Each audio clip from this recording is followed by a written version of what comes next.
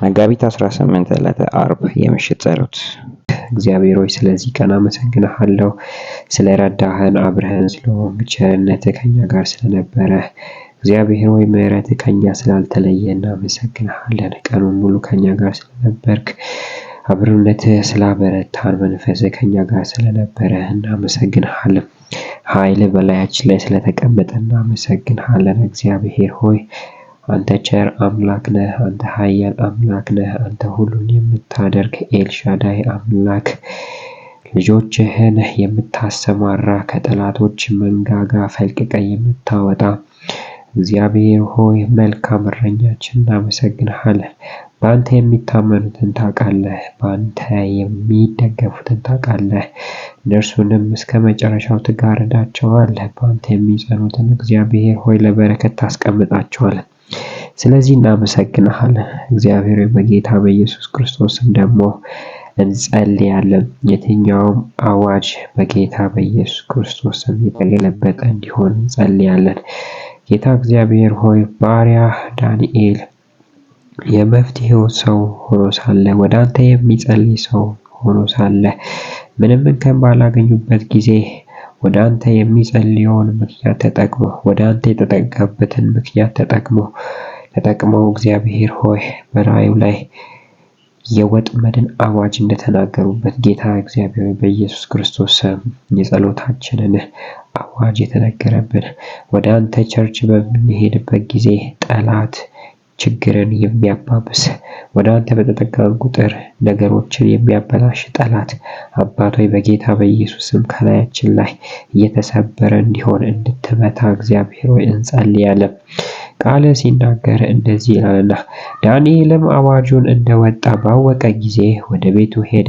መስኮቶቹም በኢየሩሳሌም አንጻር ተከፍተው ባሉበት በሰገነቱ ቀድሞ ያደርግ እንደነበረው በቀን 3 ጊዜ ተንበርክኮ ጸለየ፣ አምላኩንም አመሰገነ። ሰዎቹም በአንድ ላይ ሄደው ዳንኤልን ሲጸልይ አምላኩንም ሲማጸን አገኙት። ወደ ንጉሡም ሄደው ንጉሥ ሆይ በሚቀጥሉት 30 ቀናት ማንም ሰው ወደ አንተ ካልሆነ በቀር ወደ ሰውም ሆነ ወደ ማንኛውም አምላክ ቢጸልይ በአንበሶች ጉድጓድ ውስጥ እንደሚጣል አዋጅ አውጥተህ አልነበረምን? ሲሉ እርሱ ስላወጣው አዋጅ ጠየቁት። ንጉሥም አዋጁ እንደማይሻር እንደ ሜዶንና ፋርስ ሕግ የጸና ነው ሲል መለሰላቸው። እነርሱም ንጉሥ ሆይ ከይሁዳ ምርኮኛ አንዱ የሆነው ዳንኤል አንተንም ሆነ በጽሑፍ ያወጣውን አዋጅ አያከብርም። አሁንም በቀን 3 ጊዜ ወደ አምላኩ ይጸልያል አሉት ይላል እግዚአብሔር ቃል። እግዚአብሔር ሆይ ዳንኤልን የጠበቅከው ባሪያህን የጠበቅከው አምላክ እግዚአብሔር በኢየሱስ አንተ ከኛ ጋር እንድትሆን እንጸልያለን። እኛ በምንጸልየው በቀን የ3 ቀን ጊዜያቶች እግዚአብሔር ሆይ በቀን የ3 ጊዜ ሰዓቶችን አይቶ በጌታ በኢየሱስ ስም አዋጅን የሚያውጅ የትኛውም የጨለማ ኃይል የተመታ ይሁን። ጌታ እግዚአብሔር ወደ አንተ ለመቅረብ ቤት በተመላለሱ ቁጥር ችግርን የሚያበዛ ጨለማ በኢየሱስ ስም የተመታ ይሁን። አባት እግዚአብሔር ሆይ ለዳንኤል የተዘጋጀውን የሞት ድግስ ጠላቶቻቸው መጀመሪያ እንዳነሱ እግዚአብሔር ሆይ በኢየሱስ ስም ጠላት በላያችን ላይ ያወጀው የትኛውም አዋጅ የተገለበጠ ይሁን። የትኛውም አዋጅ የተገለበጠ ይሁን። በኃይል የተገለበጠ ይሁን። በኃይል የተገለበጠ ይሁን። ኃይል በጌታ በኢየሱስ ክርስቶስ ነገሮችን ይደበላልቅባቸው።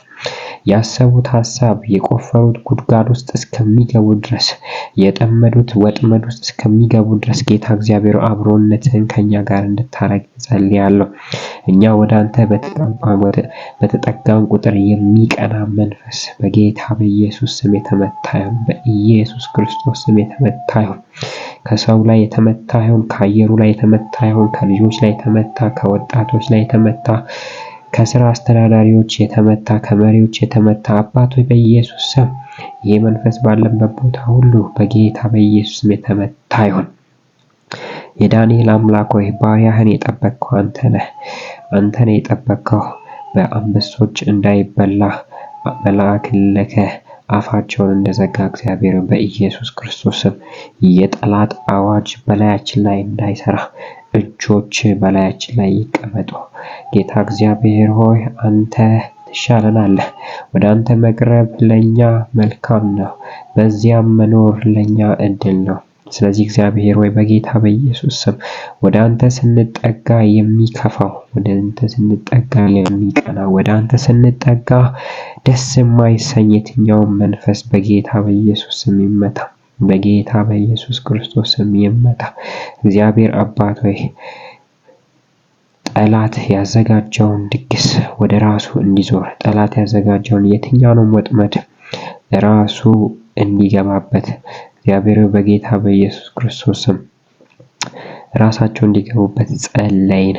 እግዚአብሔር ሆይ በጌታ በኢየሱስ ክርስቶስ ስም ዳንኤልን ጉድጓድ ውስጥ የከተቱት ሰዎች እግዚአብሔር ሆይ ከነሚስቶቻቸውና ልጆቻቸው ጋር አምጥተው በአንበሶች ጉድጓድ ውስጥ ጣሏቸው እንደሚል ገና ወደ ጉድጓድ መጨረሻ ሳይደርሱ አንበሶቹ ቦጫጭቃቸው አጥንቶቻቸውን ሁሉ ሰባበረው እንደሚል አባት ሆይ በጌታ በኢየሱስ ክርስቶስ ስም የትኛውም የጨለማ ዘር የሉሲፈር ኃይል ከነጭፍራቸው በጌታ በኢየሱስ ክርስቶስ ስም የተመታ ይሁን። አባት ሆይ በጌታ በኢየሱስ ክርስቶስ ስም የተመታ ይሁን።